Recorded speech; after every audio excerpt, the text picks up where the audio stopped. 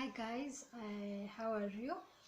Today I come to you with fully done brows because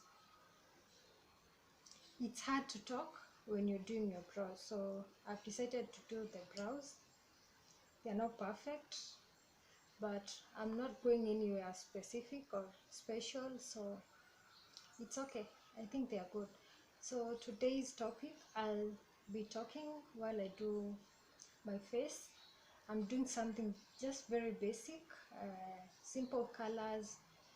I'm not highlighting as much, so it will be quick. I'll try to get this story going. So let's get started.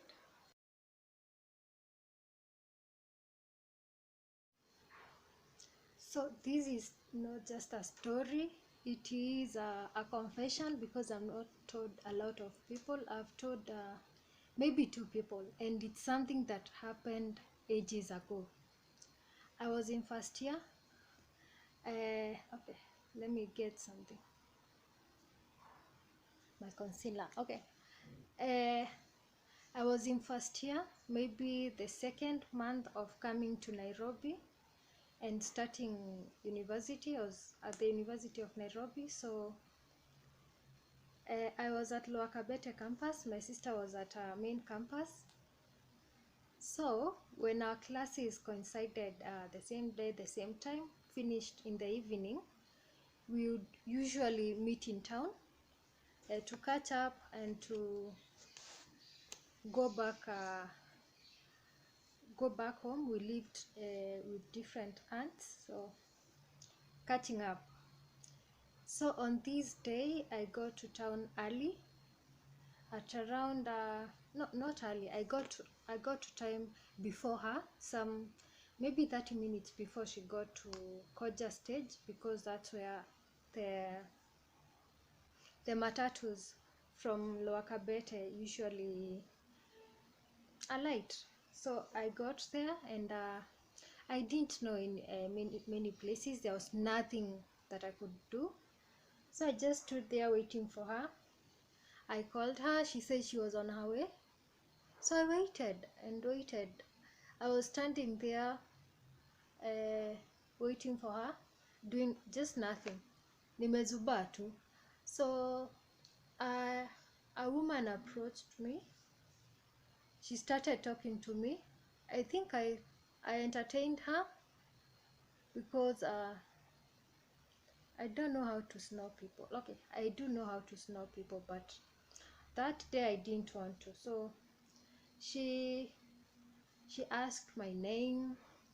Then she said that she was a pastor. She said she was a pastor and she has a program on Family TV. Then I told her I was not familiar with Family TV. I just watched a few episodes and for specific programs. So she said it was okay. She was very popular, and I believed her. I was not familiar with Family TV, so there was no reason not to. And I did not know about this con game, so I told her, fine, probably, nice meeting you. Then a few minutes later, I'm using BH Cosmetics, this palette, and I'll be using this shade, the purple one. It's not very bright, so that's why I've used the concealer on my lids. So a young man approached us because we were still standing there, and he seemed kind of shocked to see her and started asking her, oh, how have you been, woman of God? Your family program inspires me. Oh, you're such a good prophet. All those people you minister to probably prophesy to. So I was sold. If some stranger in the streets of Nairobi recognized this woman as a prophet, who was I? just some mere 19-year-old or 20, I don't remember how old I was. So they started talking. The guy introduced himself to me, and he said he was a huge fan of the prophet, woman of God. So they continued talking, but they were they had put me in the middle, so I was not going anywhere, and I was still waiting for my sister. So I just stood there, listened to them as they talked, moshene. Then they told me to walk with them. The woman now shifted her attention to me. She told me she was going somewhere, then I could join them as I walked to wherever place I was going. So I did. I joined them. I had totally forgotten I was waiting for someone. I had my school bag with books, a few books, because I was in first semester. Just a few books. My mulika mwizi. I think I had 600 shillings. It was either on a Monday, most probably on a Tuesday, because if it was a Monday, I'd have more money, because I used to be given money for the whole week on Monday. So I had around 600 or 700 shillings with me. So they asked me how much money I had. I told them 600. It was in the pocket of my trousers. They asked, no, then the lady now started telling me, kind of prophesying to me, giving me kind of, she tried to, what is it called, predict or something of my life. She told me I had financial problems. Of course, I was a student. I had financial problems. She told me we had family issues. Maybe we did. Everyone has some family issues. Then she started telling me, oh, I have issues with my stomach. Probably I had ulcers, or I had been bewitched. Back then I had issues with my stomach. I had mild ulcers. So I felt as if she knew exactly what was going on with me. And I believed her and continued following her.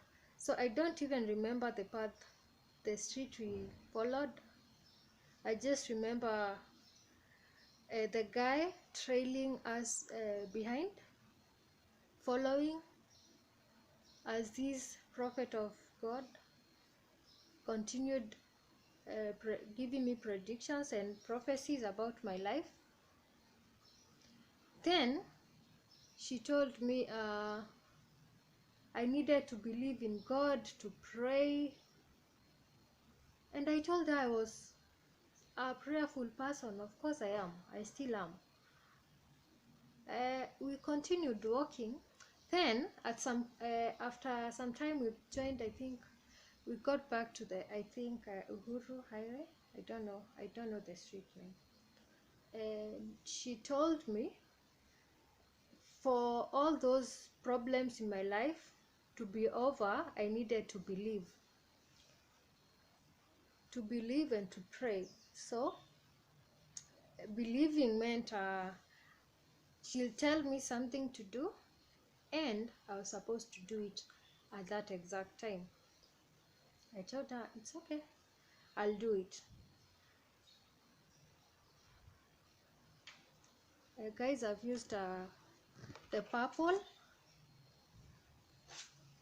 this shade right here, and the gold. I think they look good together. So, and I'll go use the face foundation. My face has been moisturized. I've used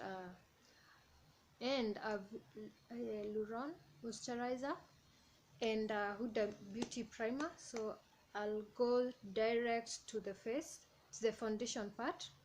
I'm using LA Colors truly matte. I really like this foundation because I don't have to use a lot of powder. It's matte, it lasts maybe the whole day, not maybe, the whole day. So I'll not use anything else, just these LA colors. My shade is cappuccino, 363 cappuccino. So I just use one pump on this side, another small pump. I use a little foundation on my forehead. That is enough. Then I'm using a blender.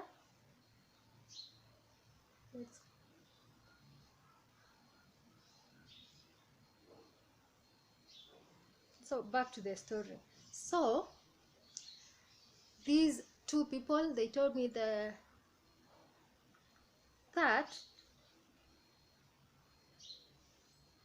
it's hard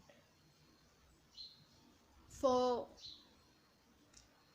the financial issues and family problems and ulcers that I had to go away. I needed to believe in the miracle of the woman of God, the prophetess. They took me, we continued walking. They'd already asked how much money I had, and I told them I had 600. They took me to, there's a supermarket, Ukwala supermarket. I remember it was in the evening, not, maybe it was not 5 even 5 yet, maybe around, yeah, maybe 5 before 6 p.m. There were people on the street because there are always people on the streets of Nairobi. So we continued walking. Then we stood at Ukwala supermarket. They said they were not going into the supermarket, but I was going to the supermarket. I said, it's okay, I'll go. But I needed to believe. So as a show that I was believing, I was a believer in whatever the prophetess was saying, I was supposed to leave my bag with them at the door and go into the supermarket. They'll hold my belongings for me until I got out of the supermarket. I said, it's okay. Also, they asked for my phone. Maybe this was the moment the Spirit of God would come to me and tell me I was being conned, but something was happening. It's like I didn't even think for myself. I did whatever they were telling me. So I gave them my bag. It was a new bag, by the way. I had just bought it maybe a week or two prior to the incident. So I gave them my bag and my phone. In that bag there were books, there was is it a spray or deodorant, one of those. There was I gave them the money, I gave them my phone. Then they told me to go into the supermarket, into a specific section, the water section, where the supermarket has a water stand. And I was supposed to go in there saying something. I don't remember the exact words that I was supposed to be saying inside the supermarket, but I was supposed to say them 3 times. 3 times, I think 3 consecutive times, but say a different number of repetitions. So I'd say, for example, I believe, pause, then repeat the same thing for a number of times. So I got in and I got to the water section and I started saying the thing I'd been told to say. Then midway, it kind of hit me that what was I doing, And I got out of the supermarket. The people were supposed to be there holding my things. That's what I believed. Okay, they had made me believe that. I know it's stupid, but if you've never fallen for a scam, I envy you. Anyway, so I got out, and of course they were not there. What was I thinking? Now I just stood there, worried, looking everywhere, wondering, do I go this direction, north, south? Where do I go? How do I look for them? So I just stood there confused, wanting to cry, feeling very, very bad, sad actually, because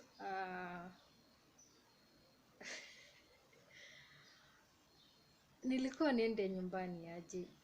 I didn't have money, I didn't have fare, I didn't have a phone. I was supposed to be waiting for my sister. Maybe she was calling me. Where was she?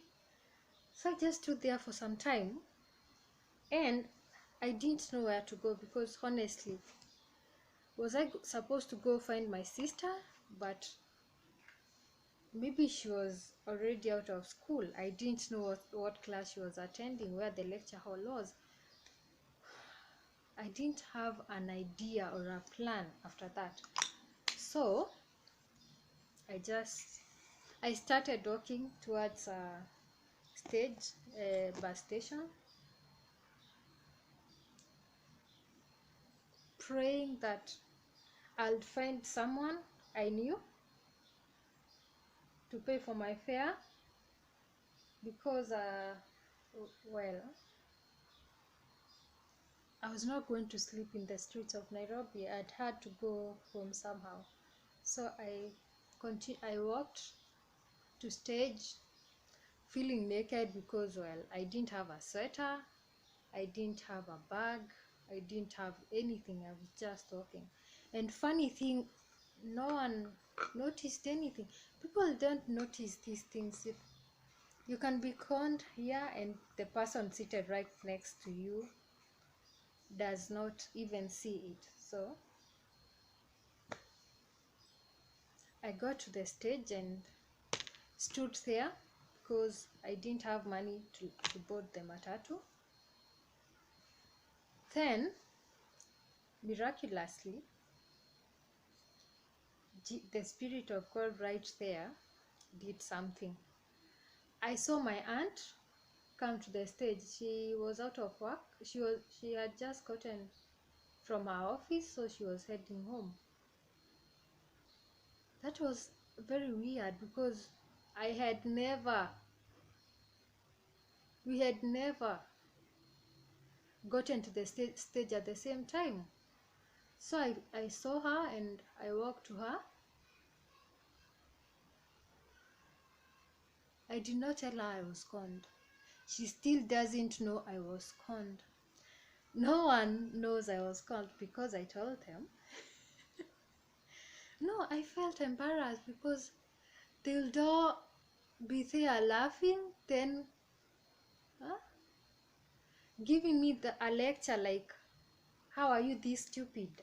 How did you understand or get that they were trying to con you? I didn't want that. I was not ready for that. So maybe one day she'll know. Maybe someone will tell her, but it's not going to be me. I'm not going to tell her that, Auntie, remember that day I told you blah blah blah. Actually, I was conned. No, I'm not. I'm just going to let her believe that someone, okay, I told everyone that someone ran with my bag. Some people were scrambling. What is it called? Is it scrambling? Some people were running, maybe thieves. They snatched my school bag with everything inside and they ran off, because that was maybe the lesser evil, the lesser embarrassment. It was not my fault. They just came at me. I was just walking, I was standing wherever. They kind of targeted me, and maybe I could have been hit while they were running. So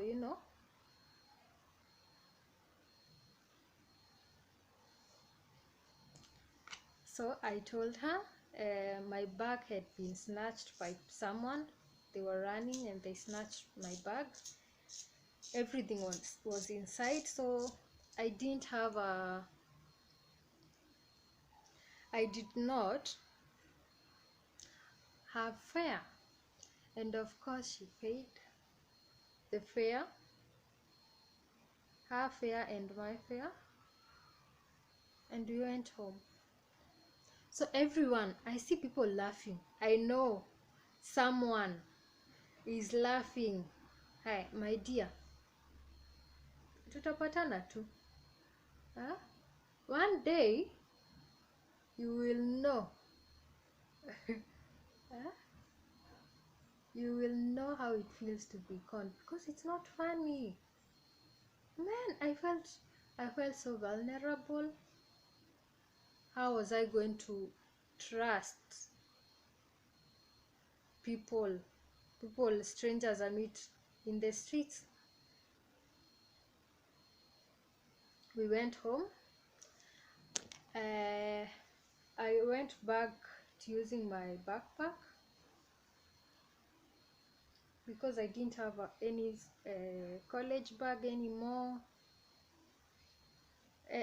The next day I don't think we had school, so I stayed home without a phone, without anything.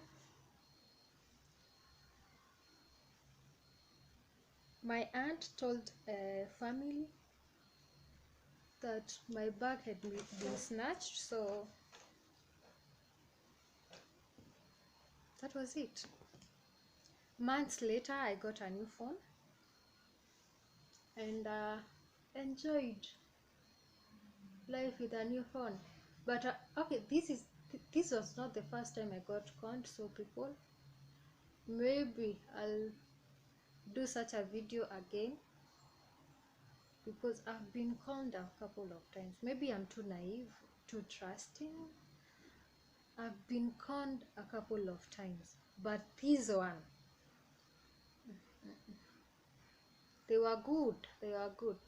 And I've read online that it's a common scam that these guys run. So I was not the first one or the only one who fell for these scams. So it's safe to say that I'm not that naive, guys. There are other people who are conned in a similar way, but mine happened in around 2011. That's when I was in first year.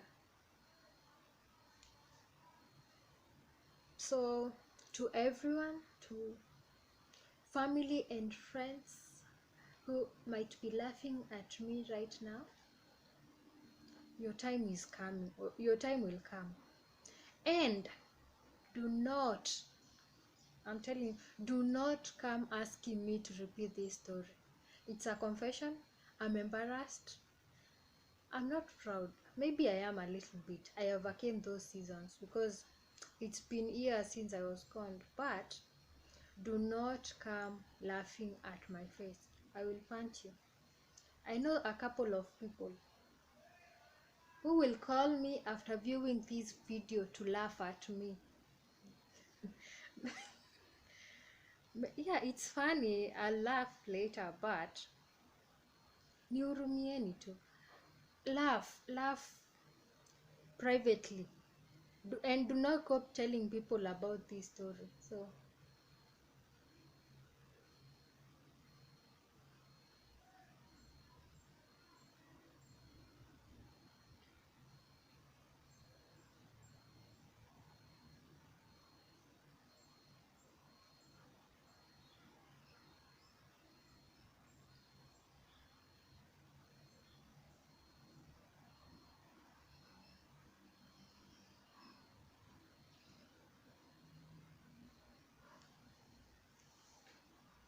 The two shades of purple are very different. This one is a little darker than the one I use for eyeshadow, but I think they look pretty good. I don't usually use this palette. I think it's a little bit not as pigmented as I want it to, but you can see the purple is very visible. So I'm planning to do a video explaining how you can work with less pigmented palette. So look out for that probably this week. So I think this is my look for now. I'll do the last touches later. So thank you for staying tuned to this video. Do not laugh a lot, share, comment, and give me any feedback. I'll appreciate very much, and thank you so much. Subscribe to my channel. I'll appreciate very much. So see you soon. Bye.